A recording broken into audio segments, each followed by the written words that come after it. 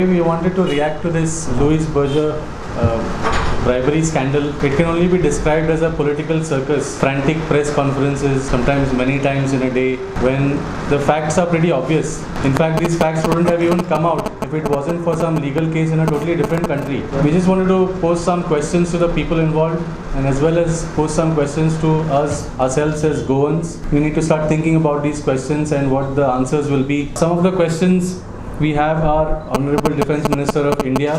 You knew about this case in such detail. You know which ministers were involved. You know in which bungalow negotiations took place. So why haven't you done anything about it? Isn't withholding of such critical information regarding a multi-crore corruption case an act of corruption itself? Especially since you promised zero tolerance to corruption.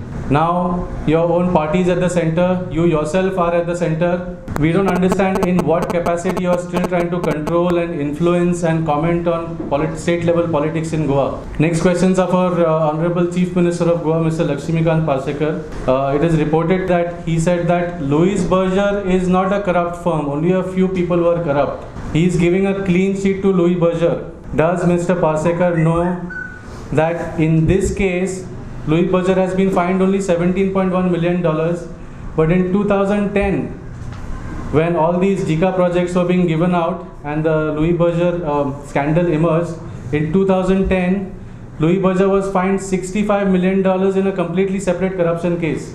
How did you hire the same firm? Mr. Parsekar, please get your facts right before you start giving clean sheets to companies that you have no idea what they are involved in. To us, it just looks like it is just, back and forth, which is not going to lead to anything. Lastly, of course, the Congress party, we have run out of words in questions to ask them. We don't understand, after being caught red-handed in this matter, on what basis, on what moral grounds are they making counter accusations. They should just come out with the names of the ministers and end this matter and then claim a moral high ground. We also know that nothing is going to come out of these investigations except that this issue is going to be used by Congress to point fingers at the BJP in the upcoming session, and then BJP to arm twist and leverage political support from the likes of Churchill Alamau in the forthcoming elections. Are Goans going to get even a single rupee of the money back?